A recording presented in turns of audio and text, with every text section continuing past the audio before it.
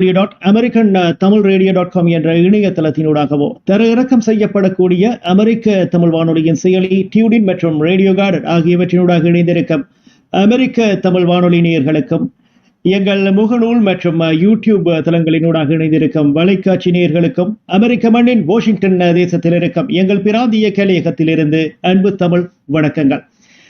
மற்றும் ஒரு விடுகதை விடை தேடும் பயணம் சிறப்பு நிகழ்ச்சியில் இன்றைய நாளும் உங்கள் அனைவரையும் சந்திப்பதில் பெருமகிழ்ச்சி அடைகின்றோம். சர்வதேச அரங்கின் அரசியல், பொருளாதாரம், சமூகவியல் மற்றும் பண்பாட்டு தலைப்புகளுடன் அதன் சிறப்பு அம்சங்களையும் கள நிலவரங்களையும் அறிந்து கொள்ளும் முகமாக களசார் ஆளுமைகளுடன் கூடிய ஒரு கருத்து பகிர்வு நிகழ்வாய் விடுகதை இடம்பெறுவது வழக்கம். அந்த வகையில் இன்றைய நாளும் ஒரு சிறப்பு தலைப்புடன் உங்கள் அனைவரையும் சந்திக்கின்றோம். தலைப்புக்கு செல்லும் முன் அமெரிக்க தமிழ் ஊடகத்தின் சார்பில் ஒரு பொறுப்பு துறப்பு. நாங்கள் வழமை போல் கூறிக்கொள்வது இதுதான்: இந்த நிகழ்ச்சியில் பங்கு பெறும் பங்குதாரர்களின் கருத்துக்கள் தான் இந்த நிகழ்ச்சியில் பிரதிபலிக்கப்படுகின்றன. அமெரிக்க தமிழ் ஊடகம் இந்த கருத்துக்களை அதன் சார்பில் பிரதிபலிக்கவில்லை என்பதை உங்கள் மத்தியில் விதைத்த வண்ணம், அதே நேரம் ஒரு சுயாதீன ஊடகமாக தமிழர் பரப்பில் செயல்பட்டு வரும் அமெரிக்க தமிழ் ஊடகம் எந்த ஒரு பக்கச்சார்பும் இன்றி தங்கள் நிகழ்ச்சியை நடத்தி கொண்டிருக்கின்றது என்பதையும் உங்கள் மத்தியில் பதிவு செய்துவிட்டு நிகழ்ச்சிக்கு செல்கின்றோம். இன்றைய நாங்கள் எடுத்திருக்கும் தலைப்பு அமெரிக்க காங்கிரஸ் தீர்மானம் 413 என்றால் என்ன என்று பலர் மத்தியில் குழப்பங்கள், விவாதங்கள் இடம்பெற்றுக் கொண்டிருக்கும் இந்த நேரத்தில் இது பற்றிய ஒரு கருத்து பகிர்வு நிகழ்வாய் இந்த நிகழ்ச்சி இடம்பெறுகின்றது. எமது அழைப்பினை ஏற்று இன்றைய நாள் 3 விருந்தினர்கள் வந்திருக்கின்றார்கள். அவர்களை உங்களுக்கு அறிமுகப்படுத்திவிட்டு நாங்கள் நிகழ்ச்சிக்கு செல்வோம். 40 வருட காலங்களுக்கு மேலாக அமெரிக்க மண்ணில் தமிழர் விடுதலை, பெண் விடுதலை, உரிமை போராட்டம் மற்றும் சம நிர்ணயம் பற்றி குரல் கொடுத்துக் கொண்டிருக்கும் திருமதி புஷ்பராணி வில்லியம்ஸ் அவர்கள், வணக்கம்.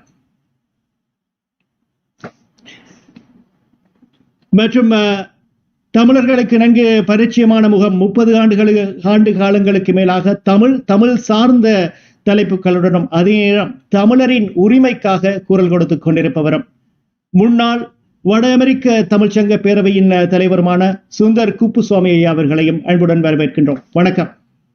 வணக்கம். அடுத்ததாக எங்கள் நாளைய தலைமுறை தமிழராய், அதே நேரம் நாளைய தலைமுறையாய் எம்மையும் எங்கள் அடையாளத்தையும் அடுத்த தலைமுறைக்கு எடுத்துச் செல்ல காத்திருக்கும், தற்பொழுது சட்டக்கல்லூரி மாணவியாக தன்னை சீர்படுத்திக் கொண்டிருக்கும் ஆர்த்தி உதயகுமார் அவர்களையும் அன்புடன் வரவேற்கின்றோம். வணக்கம் and welcome to the show, Aarthi. வணக்கம். Thanks for having me here. நன்றி. நிகழ்ச்சிக்கு செல்லும் முன்பாக, for those who has just joined us, good evening to you from விடுகதை team. The topic that we have selected for today is the Congress Bill 413. The purpose of this session is to get some clarity in terms of what does this bill mean to Tamil Americans. At the same time, as Tamil American, what you could do to make a difference on upcoming days. With that being said, let me welcome Mrs. Pushparani Williams, who is going to give us an overview in terms of what does this bill mean and what would it mean for Tamil Americans in terms of making their decisions in coming days. Pushparani Williams, the stage. வணக்கம்.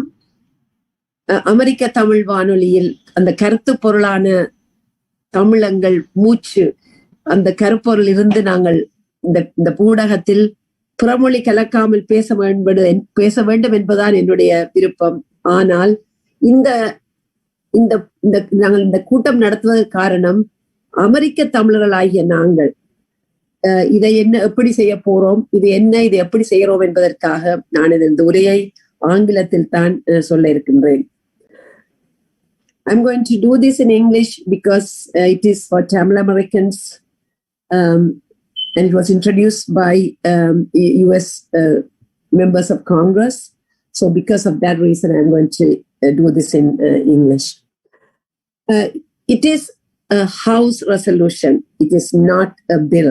I would like to start off with that. I'm just going to go over what is it? You asked, what is it? I would just like to read the first sentence and it will sum it up with all for us.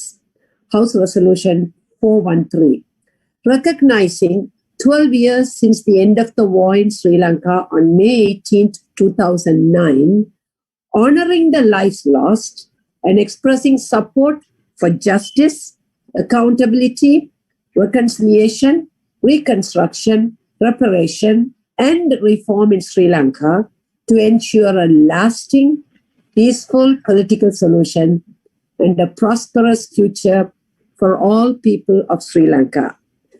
For this reason, the resolution has been introduced at the US Congress by Congresswoman Deborah Ross and co-sponsored by few other members of Congress. So what we, the Tamil Americans, we have a civic duty, our fundamental right to, we are all human rights activists, civil rights activists. So this is the reason I agreed to speak to you. What can we do as Tamil Americans? First and foremost, we have to read the resolution, the House Resolution 413. It's a very easy read, just 3 pages, all bullet points, just like any other resolution. It will be recognizing, whereas, so it's an easy read. So please, first and foremost, read the resolution. And you can Google it and find it, or you can go to, you can put in the number, House Resolution 413, and you will see the just 3 pages. And also, I think you will be able to get the link on the chat box, how you can do this. First of all, read the resolution, and then you have to connect with your member of Congress. I'm sure most of you know who your member of Congress is. If not, you can go to congress.gov and put in your zip code, and you will get to come to your member of Congress page. And you can express your concerns. And since we need the members of Congress to co-sponsor this resolution to make it stronger, to have the impact that the resolution is looking for. So the member of Congress who introduced, as well as the other co-sponsors, are looking for more and more co-sponsors. So that's what you're going to be. You'll have to do. Write a small letter. If you need, there are sample letters that we can provide, and you may have your own personal experiences. You can personalize it and write to your member of Congress asking them to co-sponsor this resolution. And that's all we are asking at this time. And I would like to pass it on to the other speakers for them to give their view. Thank you Pushparani Williams அவர்களே, நன்றி உங்களுக்கு. அதை ஆங்கிலத்தில் அழகாக விளக்கியிருந்தீர்கள். நாங்கள் தற்பொழுது சுந்தர் குப்புசாமி ஐயாவிடம் செல்வோம். 21ஆம் நூற்றாண்டு சந்தித்த மாபெரும் இன அழிப்புகளில் ஒன்று என்று இனிவரும் வரலாறு கூறப்போகின்றது. எங்கள் எதிர்காலத்தை நாங்கள் கேள்விக்குறியுடன் பார்த்து நாங்கள் நிகழ்காலத்தையும் தற்பொழுது அப்படித்தான் பார்த்து கொண்டிருக்கின்றோம். இந்த ரெசல்யூஷன் அல்லது இந்த தீர்மானம் அமெரிக்க தமிழர்களுக்கு எவ்வளவு முக்கியமானது, அதில் அவர்களது பங்களிப்பு எவ்வாறு இருக்க வேண்டும்? நன்றி ரூபன். நீங்கள் சொன்ன மாதிரி மிகப்பெரிய இன அழிப்பு நடந்திருக்குது. 12 ஆண்டுகள் கடந்தாச்சு. ஆனால் இன்னும் நமக்கு நீதி கிடைக்கவில்லை. இந்த இன அழிப்பு அப்படிங்கிறது நம்ம ஒரு சொல்லா கடந்து போக முடியாது. அங்க நடந்த மனித குலத்துக்கு எதிரான குற்றங்கள், போர்க்குற்றங்கள் எண்ணற்றவை. நான் ஒரு சாம்பிளுக்கு 2-3 உங்களுக்கு நான் கண்டிப்பா சொல்லியே ஆகணும். ஏன்னா மறப்பது மனிதனின் இயல்பு. அதை நாம் நினைவுபடுத்த வேண்டியது மிக மிக அவசியம். 40,000 70,000 வரை பொதுமக்கள் குண்டு வீசி இலங்கை அரசாங்கம் கொன்றது. ஆகாயம் வழியாக, கடல் வழியாக கொத்து குண்டுகளை வீசி, வேதியியல் குண்டுகளை வீசி தமிழ் மக்கள் கொல்லப்பட்டனர். ஒரு கணக்குப்படி 1,47,000 பேர் அந்த போர் காலத்திலே அந்த இறுதியான மாதங்களில் கொல்லப்பட்டார்கள் என்று உங்கள் அனைவருக்கும் தெரியும். வெள்ளை கொடியேந்தி சரணடைந்தவர்கள் கொல்லப்பட்டார்கள். இசைப்பிரியா போன்ற பெண்கள் உங்களுக்கு ஞாபகப்படுத்தியாக வேண்டும். நிர்வாணப்படுத்தப்பட்டு கற்பழித்துக் கொல்லப்பட்டார்கள். பால்வடியும் பாலச்சந்திரனின் முகம் உங்களுக்கு ஞாபகம் இருக்கும். பிஸ்கட் கொடுத்து கை கேட்டும் தூரத்திலிருந்து அந்த பாலகன் கொல்லப்பட்டான். அரசாங்கத்திடம் கையளிக்கப்பட்டு பேருந்துகளில் கொண்டு செல்லப்பட்டவர்கள் நூற்றுக்கணக்கில் கொண்டு குவிக்கப்பட்டனர். இப்படி எண்ணற்ற போர்க்குற்றங்கள். அதற்கு இதுவரை தீர்வு இல்லை, நீதி இல்லை. அதற்கு நீதி வேண்டி இந்த தீர்மானம் அமெரிக்க பிரதிநிதிகள் சபையிலே 413 இந்த தீர்மானத்துக்கு ஆதரவு வேண்டி உங்கள் பிரதிநிதியிடம் ஹவுஸ் ஆஃப் ரெப்ரசன்டேட்டிவ்ஸ் அமெரிக்க காங்கிரஸ் சபை கீழ்ச்சபை அதனுடைய உறுப்பினர்களிடம் நீங்கள் ஆதரவு கோருவது அமெரிக்காவில் உள்ள ஒவ்வொரு தமிழரின் கடமை. இந்த இடத்துல நீங்கள் ஆதரவு கேட்பது மிக கடினமான விடயமே இல்லை. அந்த house.gov இல்லைன்னா congress.gov இணையதளத்துக்கு சென்று உங்களுடைய ஜிப்கோடை பதிவு செய்தால் உங்களுடைய உறுப்பினர் பிரதிநிதியுடைய தொடர்பு மின்னஞ்சல் உங்களுக்கு கிடைக்கும். அதிலே இந்த மாதிரி ஹவுஸ் ரெசல்யூஷன் 413 இதை 2 கட்சிகளையும் சேர்ந்த பிரதிநிதிகள் இந்த தீர்மானத்தை முன்மொழிந்துள்ளார்கள். ஜனநாயக கட்சி, குடியரசுக் கட்சி. அதிலிருந்து உங்களுக்கு தெரியும் இது எல்லா மக்களுக்குமானது என்று. அந்த இந்த இதுக்கான டெம்ப்ளேட் எல்லாம் இருக்குது. இங்க இணையதளத்திலேயே உங்களுக்கு கிடைக்கும். இந்த அமெரிக்க தமிழ் மீடியா ஊடக இணையதளத்திலேயே அந்த ஒரு டெம்ப்ளேட்டை எடுத்து அந்த பிரதிநிதியுடைய மின்னஞ்சலுக்கு நீங்க அனுப்பிச்சு வச்சீங்க. 5 மணித்துளிகள் தான் ஆகும். 5 மணித்துளிகள் நீங்க அனுப்பிச்சு விட்டுடலாம். அனுப்பிச்சு விட்டுட்டு நீங்க மறுபடியும் ஃபோன் பண்ணி கேட்கலாம். இது மாதிரி நாங்கள் அனுப்பிச்சு விட்டோம் கடிதம், உங்களுடைய ஆதரவு தேவை. நீங்க ஒரு கோ ஸ்பான்சராக இந்த ரெசல்யூஷனுக்கு கோ ஸ்பான்சராக வந்தா சிறப்பா இருக்கு. 435 பிரதிநிதிகள் இருக்காங்க. அதுல இதுவரைக்கும் ஒரு 7-8 பிரதிநிதிகள் தான் கையெழுத்து போட்டிருக்காங்க. நமக்கு இன்னும் நிறைய பிரதிநிதிகளுடைய ஆதரவு கோ ஸ்பான்சர் நமக்கு தேவை. குறிப்பாக நான் சொல்லிக்கொள்ள விரும்புகிறேன், இலங்கை அரசாங்கம் இந்த தீர்மானத்துக்கு எதிராக மிக வேகமாக செயல்பட்டு கொண்டிருக்கிறது. அந்த விதத்திலே நாம் கடந்த காலத்திலே ஒரு 50 பிரதிநிதிகளுடைய ஆதரவை பெற்றிருக்கிறோம் இந்த மாதிரி ஒரு தீர்மானத்துக்காக. இந்த முறை குறைந்தது 100 பிரதிநிதிகளுடைய ஆதரவையாவது நாம் பெற வேண்டும் என்று நான் சொல்லும் போது உங்கள் ஒவ்வொருவருக்கும் இந்த கடமை உள்ளது. நீங்கள் உங்களுடைய உறுப்பினர் அவருக்கு ஒரு மின்னஞ்சல் அனுப்பி தொலைபேசி மூலம் அணுகி இந்த ஆதரவை நீங்கள் கேட்பது உங்களுடைய தலையாய கடமை. நன்றி. நன்றி திரு சுந்தர் குப்புசாமி ஐயா அவர்களே. நீங்கள் கூறிய கருத்துக்களின் ஒரு சாராம்சம், தன் உரிமைக்காக குரல் கொடுத்த ஒரு சமூகம் அடக்கப்பட்டு சர்வதேச வல்லரசுகளின் உதவியுடன் அவர்களின் உரிமைகள் பறிக்கப்பட்டு அடையாளம் தெரியாமல் அளிக்கப்பட்டிருந்தார்கள். 12 வருடங்கள் ஆகிவிட்டது. ஐக்கிய நாடுகளின் தரவுகளின்படி 45,000 தொடக்கம் 75,000 வரையான மக்கள் இந்த பூமி பந்திலிருந்து காணாமல் போயிருக்கின்றார்கள். 3 லட்சத்திற்கும் அதிகமான மக்கள் விசாரணை என்ற பெயரில் முட்கம்பிகளுக்கு அப்பால் இருக்கும் வேலிகள் அல்லது முகாம்களில் விசாரணை என்ற பெயரில் கொண்டு போய் தற்பொழுது காணாமல் போனோர் பட்டியலில் இடப்பட்ட வண்ணம் இருக்கின்றார்கள். 12 வருடங்கள் கழித்து மீண்டும் இன்னும் ஒரு மே மாதத்தை கடந்து இன்றைய நாள் ஜூன் 7ஆம் நாள் இந்த தீர்மானம் பற்றி நாங்கள் கருத்து பகிர்ந்து கொண்டிருக்கின்றோம். நீங்கள் கூறியது போல் அமெரிக்க மண்ணில் வாழும் தமிழர்கள், தமிழ் அமெரிக்கர்கள் ஒன்றிணைந்தால் அடுத்த படிக்கு இதை எடுத்து செல்ல முடியும். அதற்குரிய தார்மீக பொறுப்பை மக்கள் மத்தியில் விதைத்து விட்டிருக்கின்றோம். இது பற்றிய மேலதிக விவரங்களை நீங்கள் அமெரிக்க தமிழ் ஊடகத்தின் இணையதளத்தில் பெற்றுக்கொள்ளலாம்.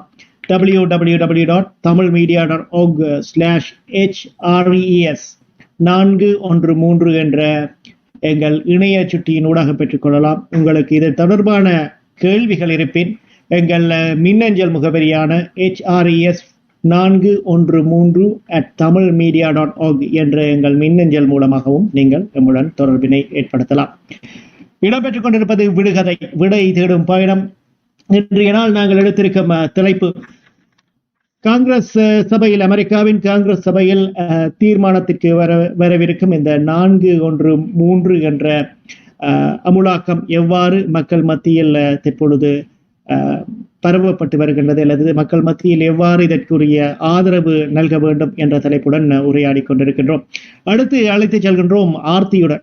Aarthi, from your perspective, being a second generation Tamil American, what would this bill mean to you and to the rest of the second generation Tamil Americans in terms of moving forward with this resolution or with this bill? Thank you. That was a great question. First of all, I want to talk about, before I get into that, I want to talk about the importance of HRES 4113. I think that this is an extremely important resolution because this is essentially a stepping stone.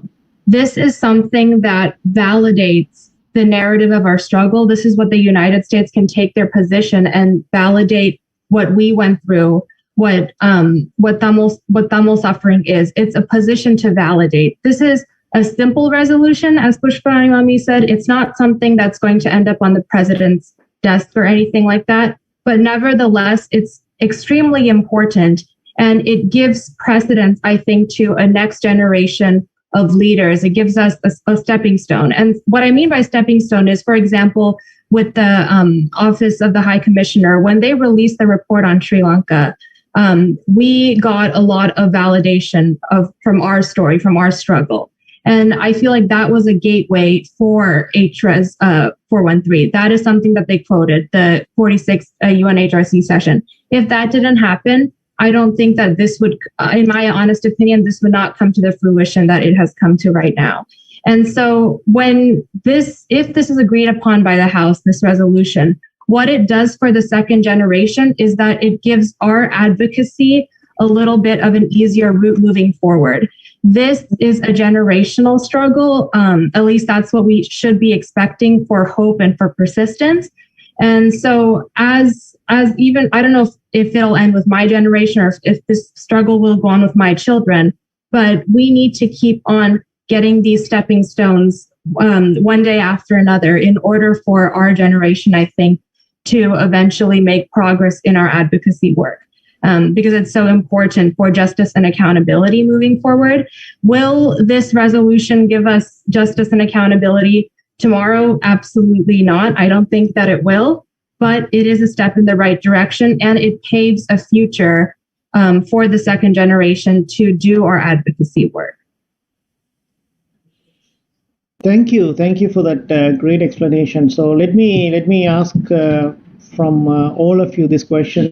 One of the audience had raised this question. Would I have to share my personal information when it comes to completing this application or the letter? எனது பிரத்யோகமான தகவல்களை அல்லது எனது முகவரியையோ நான் யார் என்பதை எனது இந்த விண்ணப்ப படிவத்தில் வழங்க வேண்டுமா? அதன் மூலம் எனக்கு இன்னும் பிரச்சனை வருமா? நல்ல கேள்வி. நான் இதுக்கு பதில் சொல்லட்டுமா?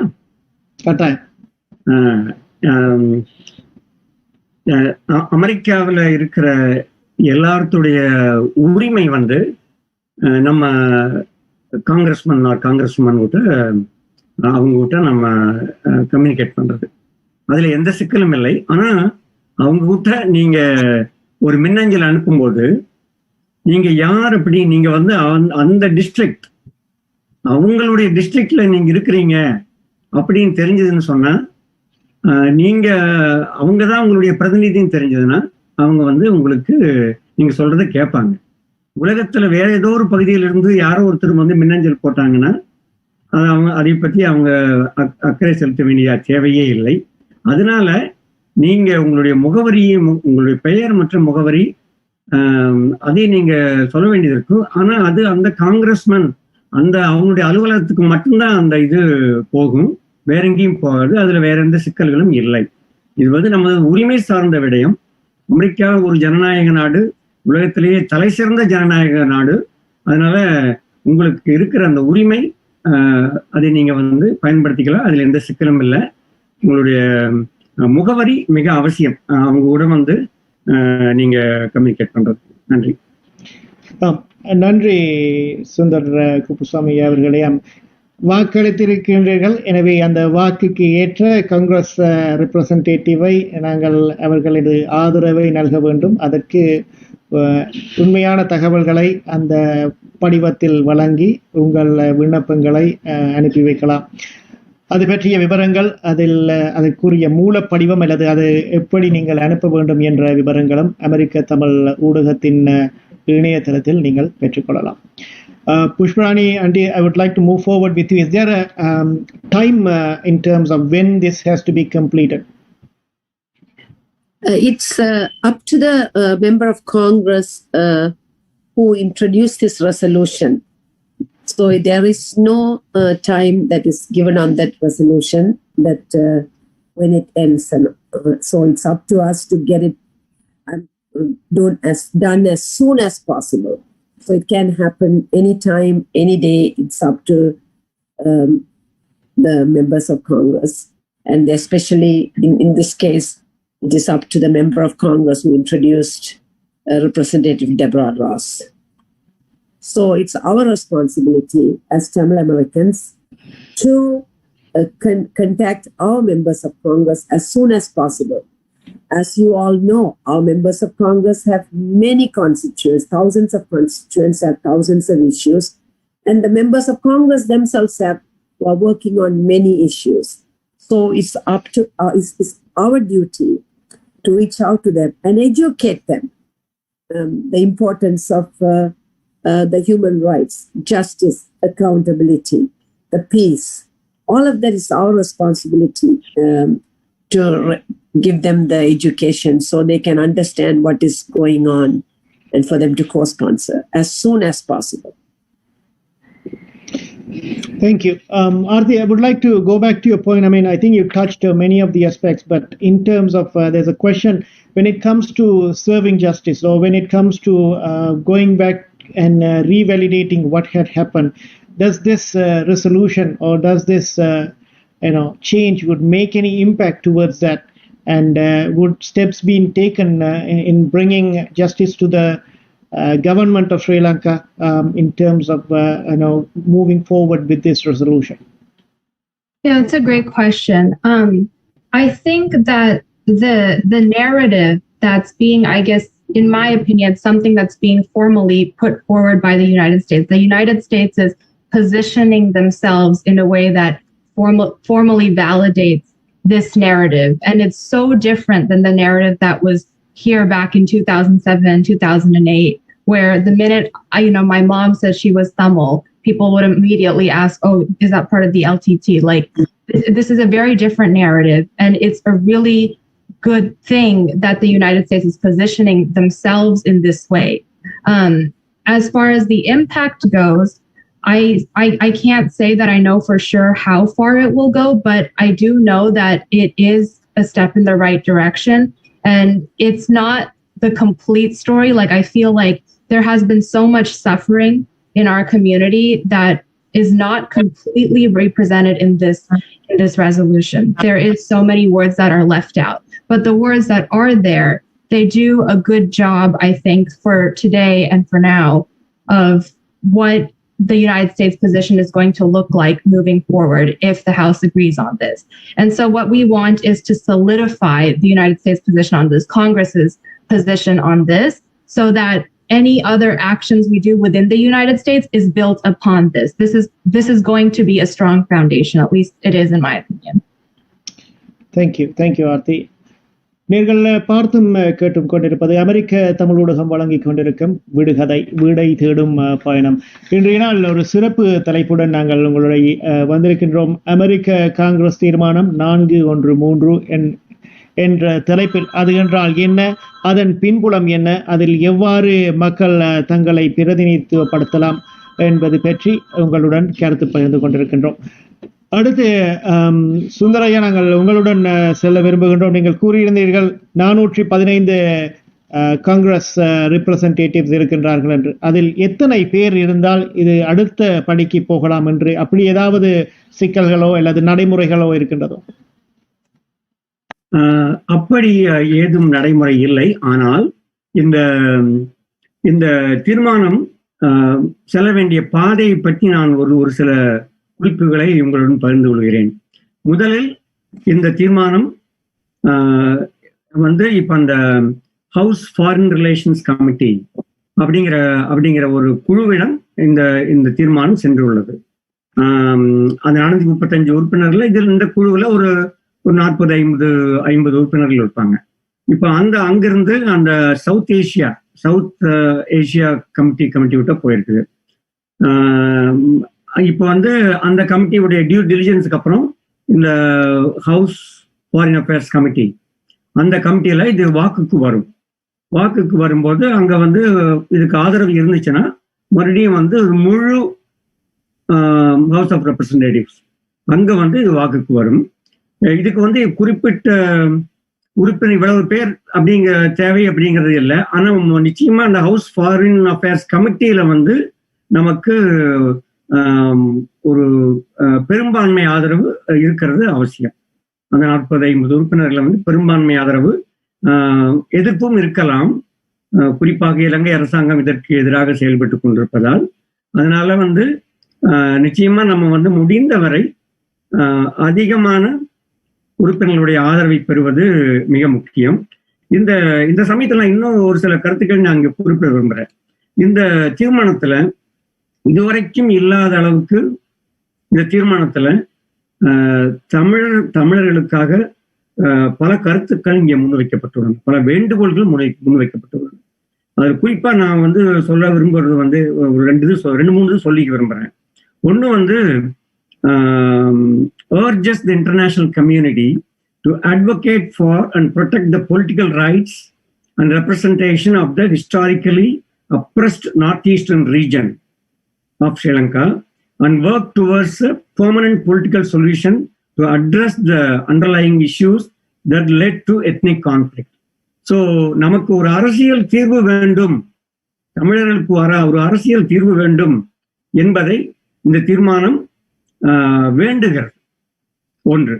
இரண்டாவது, அமெரிக்க அரசாங்கத்தையே வந்து இந்த ஐக்கிய நாடுகள் மனித உரிமை பேரவை ஆணையர் சொன்ன மாதிரி இங்க வந்து ஏதாவது இந்த மாதிரி இந்த வார் கிரிமினல்ஸ், இலங்கையிலிருந்து இருக்கிற அந்த போர்க்குற்றவாளிகளை இங்க வந்து அவங்க மேல போர்க்குற்றம் சாட்டி ஏதாவது நடவடிக்கை எடுக்க முடியுமானால் அதையும் செய்ய சொல்லி இந்த தீர்மானம் வேண்டுகிறது.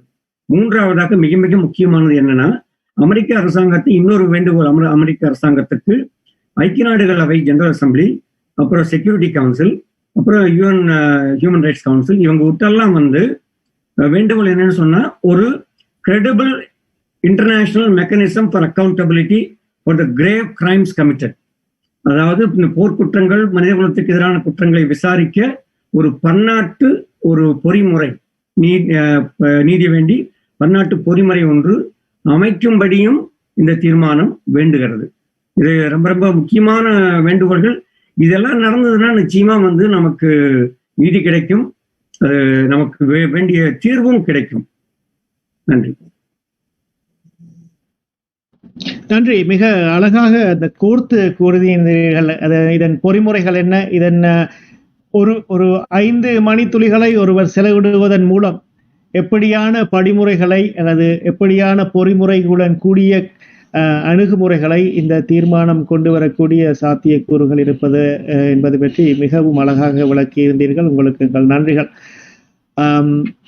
Would like to move forward with Pushparani Williams. Auntie, is there anything else that you would like to add in terms of the next steps, or if you could take a step back and summarize the high-level bullets in terms of what should be the next course of action for those who are watching this broadcast, at the same time who could be an influencer in making sure that all Tamil Americans do their part in moving forward with this request?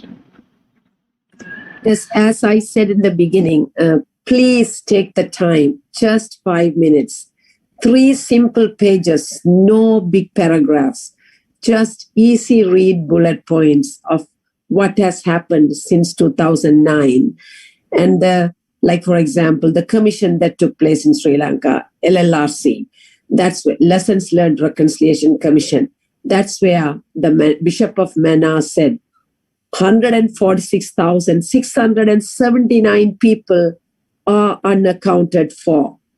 So that is a number that we have. Of course, UN has different numbers, 40 something, 70 something like that. There are several numbers, but this number was the one that was submitted in Sri Lanka. So it talks about what has happened since then, what has not. It had so many, including the United Nations Human Rights Council resolutions have passed with several asks, and they have not been implemented.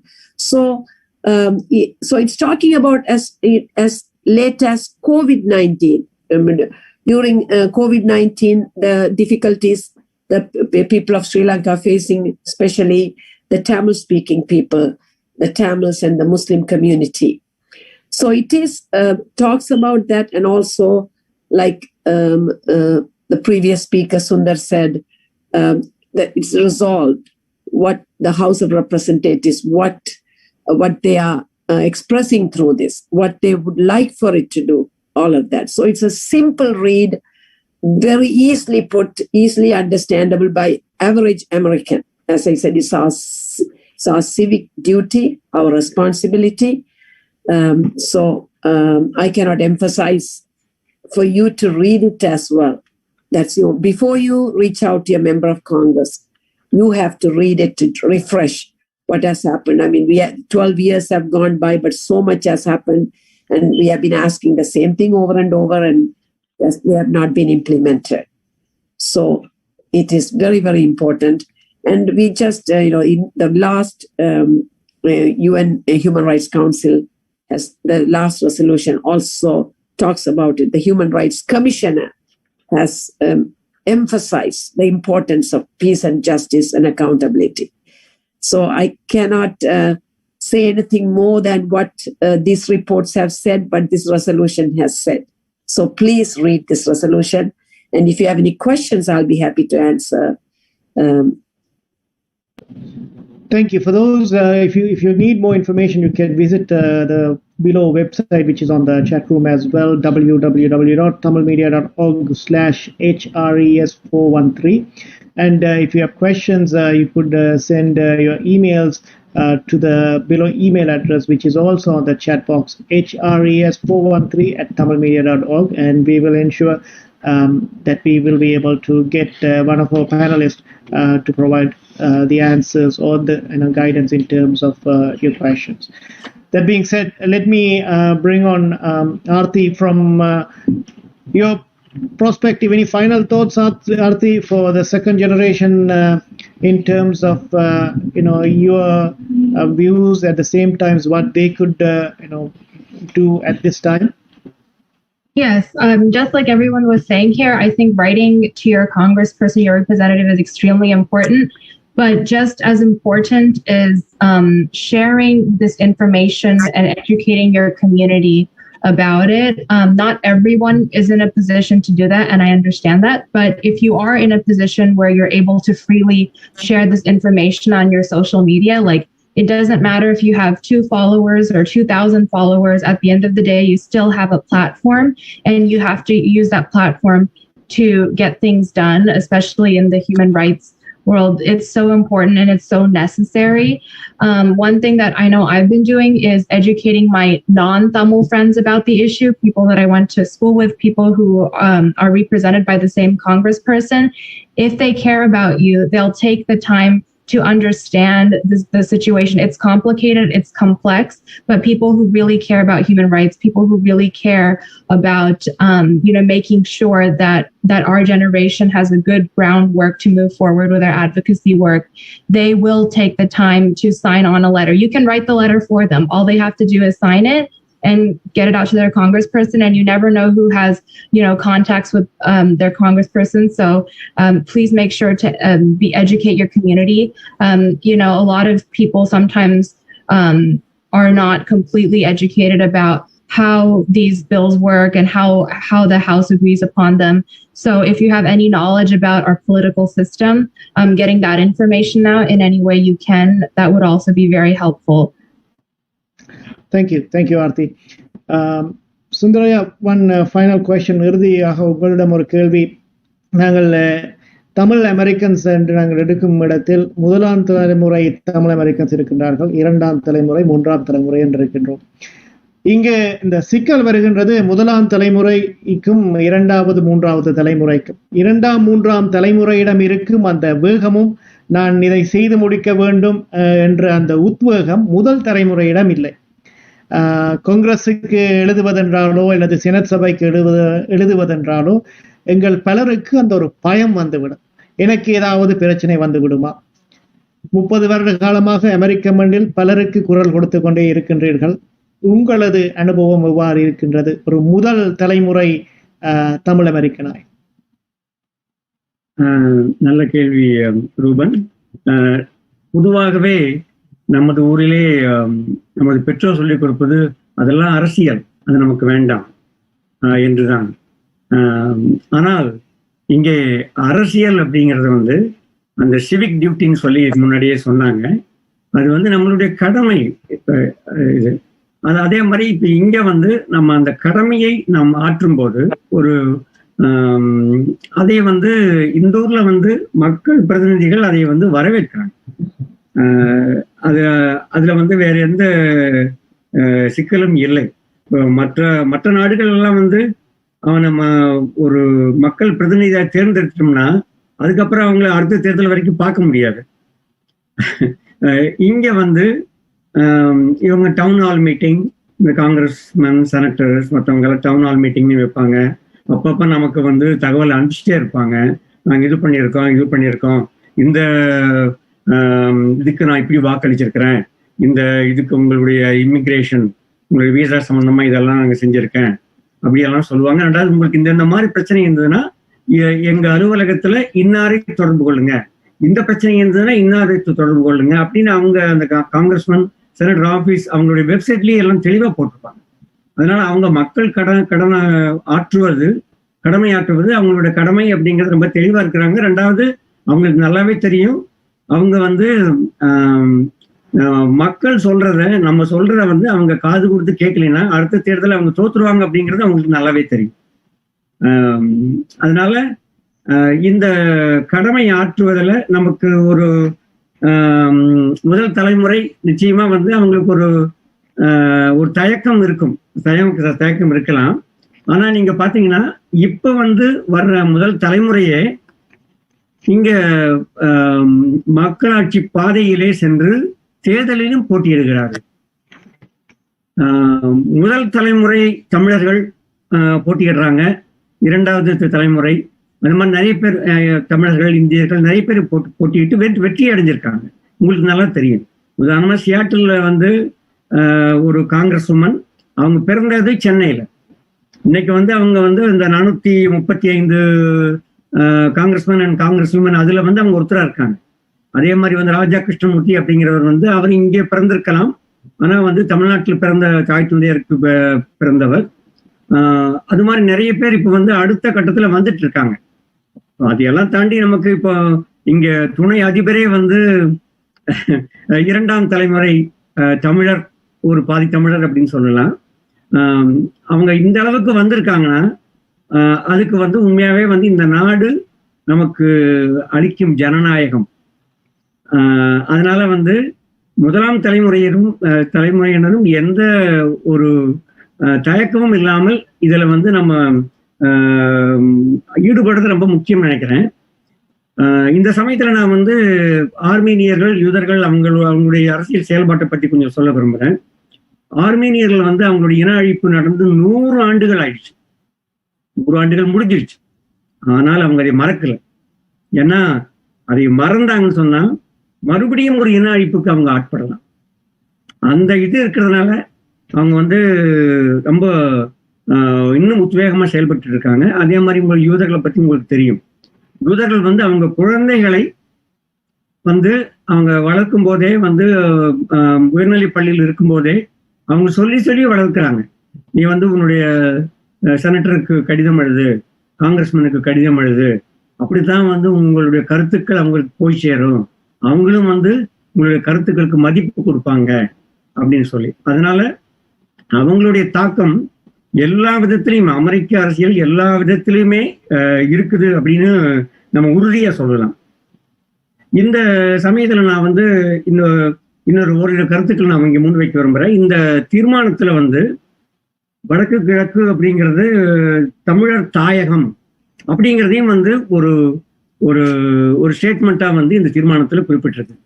இதெல்லாம் முதல் முறை இந்த மாதிரி வந்து நம்ம அரசியல் தீர்மானம் இது வந்து வடக்கு கிழக்கு இலங்கை தீவுல வடக்கு கிழக்கு வந்து தமிழர் தாயகம் அப்படின்னு சொல்றதெல்லாம் வந்து ஒரு முதல் முறை. அதே மாதிரி பன்னாட்டு விசாரணை வேண்டும் அப்படிங்கிறது பன்னாட்டு அதெல்லாம் வந்து முதல் முறையா வந்து இந்த மாதிரி அமெரிக்காவில் இந்த தீர்மானத்துல வந்திருக்குது. அதனால இதை நம்ம ஆதரிக்க வேண்டியது நமது கடமை. இதை நம்ம ஆதரிக்காம போயிட்டோம்னா இப்பவுமே வந்து 2009 நீங்க எல்லாம் என்ன செஞ்சீங்க அப்படின்னு கேட்கறவங்க இருக்காங்க. இந்த மாதிரி இன அழிப்பு நடந்துச்சுன்னா அதை பார்த்துட்டு நீங்க எல்லாம் என்ன செஞ்சீங்க அப்படின்னு கேட்கறவங்க இருக்காங்க.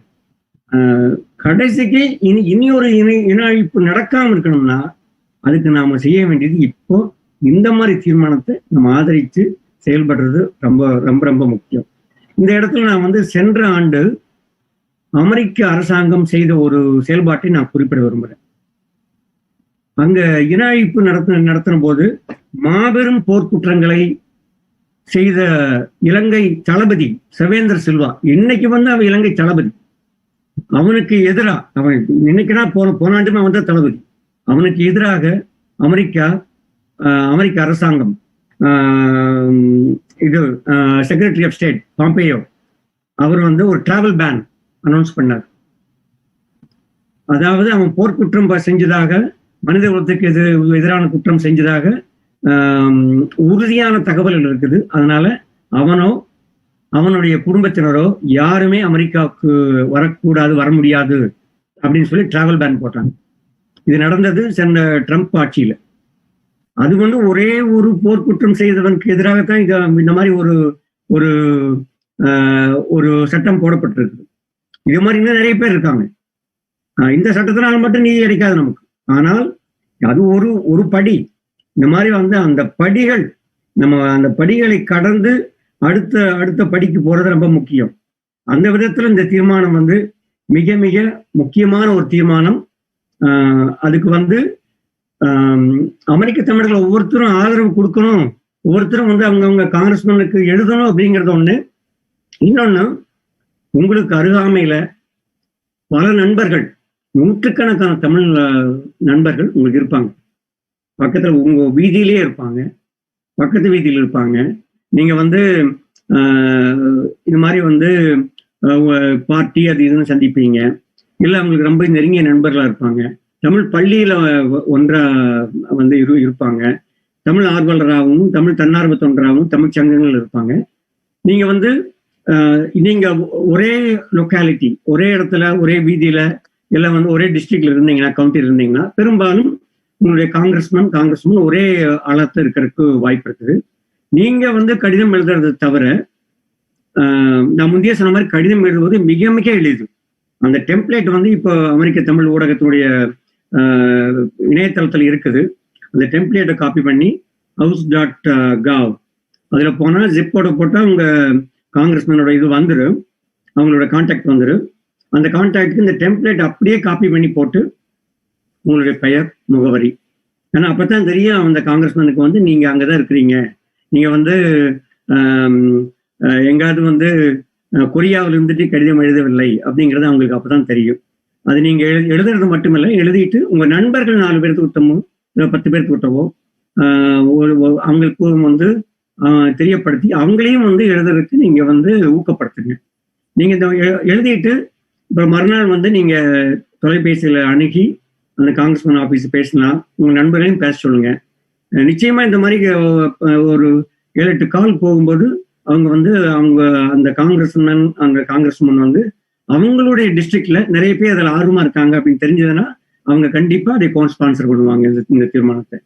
அது ரொம்ப ரொம்ப முக்கியம். மீண்டும் ஒரு முறை பணிவான வேண்டுகோள், இந்த தீர்மானத்துக்கு ஆதரவு கோரி உங்களுடைய காங்கிரஸ்மேன் அவங்களுக்கு எழுதுங்க. நன்றி. நன்றி Sundaraiah. Aarthi, I think this question would go back to you from one of the audience. How do we reach the second generation regarding this HRES 413? Sorry, I was on mute. But yeah, this is a good question. And in many ways, I think this is a $1 million question as well. It's not only how do we get the second generation interested in HRES 413, sometimes it's also how do we get the second generation interested in doing something for a struggle, which they never didn't have any first-hand experience in. And for me, especially, that interest was instilled at a young age. But for a lot of people, we grow up in a society where this isn't prioritized, where these things aren't remembered because they're not memorable in a way that we fully comprehend and that we remember over and over again. So I think the way to do that, especially for me, is through storytelling.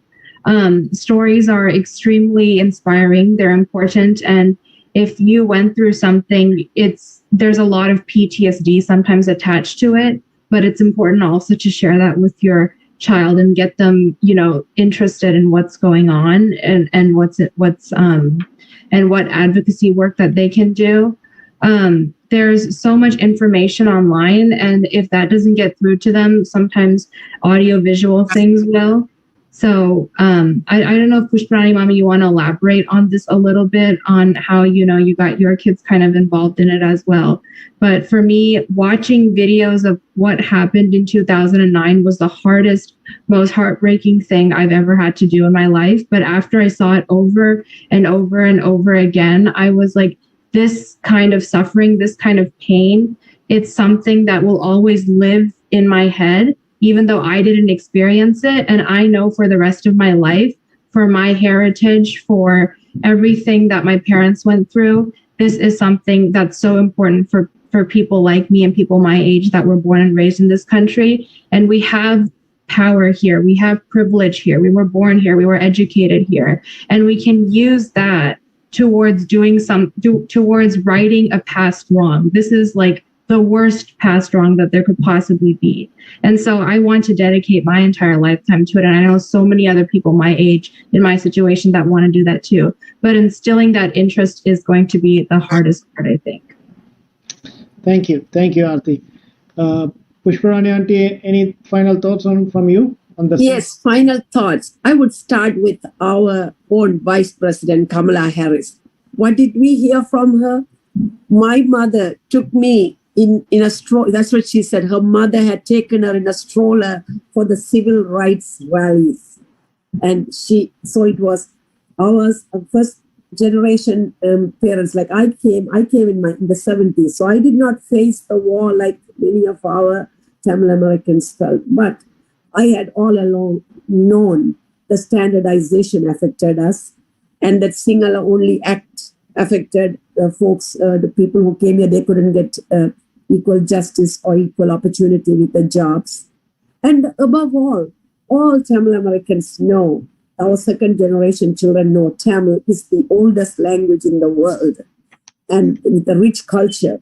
We are being punished. We are being discriminated just because we speak that language. So we owe it to our mother tongue. I'm thankful that I'm born as a Tamil. So our second generation children are finding out. And our second generation children, they have been very active in the Black Lives Matter and many other causes that we saw, and we are so proud of them. So I think it's not too late for the first generation Tamil Americans to educate the second generation, tell them the stories. Of course, at times we have been, again, talked about politics. Arasiya. I always remember the famous Nallakana Ayya from India said, Katharikailam Arasiyal Irukkirathu. That means everything has politics. It's all about, we look at it, what is important. It's our fundamental responsibility. So that's what I believe, our second generation, we have to educate them. It's still never too late. We have to tell the stories. We have to tell. Of course, we didn't have the opportunity. Our children didn't have the opportunity to go home because of the 30 years of war. So, and also it's individualized. Children take up different courses in their lives, but this is something our children need to be educated. And I'm glad there are lots of second generation who are doing this advocacy. And we are in this land. Martin Luther King said, peace without justice is no peace. So we don't shy away from the justice. It's our fundamental responsibility to ask for justice. So we are here. We have a great model, the second generation, as Kamala Harris, our vice president. So our girl, especially the young girls, the women, there are lots of young women who are active nowadays. And I hope this is a cause. This is a time. The time has come. We have waited for 12 years. If not now, then when? If not us, then who? We have to ask that question. So we have to do this. And at the end of the day, you will feel good. We are giving voice to the voiceless. It makes us better human beings. Thank you. Thank you. Thank you. For those who would like to get more information about this resolution, you can visit our website www.tamilmedia.org/HRES413. And if you have particular questions, you can email us HRES413@tamilmedia.org. இடம்பெற்று முடிவுக்கு வருவது விடுகதை, விடை தேடும் பயணம். இன்றைய நாள் நாங்கள் எடுத்திருந்த தலைப்பு அமெரிக்க காங்கிரஸ் தீர்மானம் 413 அல்லது 413. மக்களாட்சியின் புறப்படமான அமெரிக்க மண்ணில் இப்படியான ஒரு தீர்மானம் தற்பொழுது வந்திருக்கின்றது. நீங்கள் என்ன செய்ய வேண்டும் என்பது உங்களுக்கு தெரியும். எனவே உங்களால் ஆன உதவிதனை செய்யும் இடத்தில் இந்த தீர்மானமானது அடுத்தடுத்த படிகளை நோக்கி சென்று மக்களுக்கு மக்களால் ஆன அந்த நீதிதனை நிலைநாட்டுவதற்கு உதவும் என்பது எங்கள் தாழ்மையான அபிப்பிராயம். இன்றைய நாள் எம்முடன் இணைந்து பயணித்த சுந்தர் குப்புசுவாமி ஐயா, புஷ்பராணி வில்லியம்ஸ் மற்றும் ஆர்த்தி உதயகுமார் ஆகியோருக்கு அமெரிக்க தமிழ் ஊடகத்தின் சார்பில் எங்கள் நன்றி கலந்த வணக்கங்கள். அதே நேரம் இந்த நிகழ்ச்சியில் பங்கு பெற்றிய அனைத்து தமிழ் உறவுகளுக்கும் அமெரிக்க தமிழ் ஊடகத்தின் சார்பில் எங்கள் நன்றி கலந்த வணக்கங்கள். மீண்டும் இன்னும் ஒரு அமெரிக்க தமிழ் ஊடக நிகழ்ச்சியில் சந்திக்கும் வரை ஒளிபரப்பில் உதவிய அண்ணன் ஆறுமுகம் பேச்சுமுத்துவுடன் விடைபெற்று செல்லும் நான் ரூபன் ஜெகநாதன். நன்றி, வணக்கம்.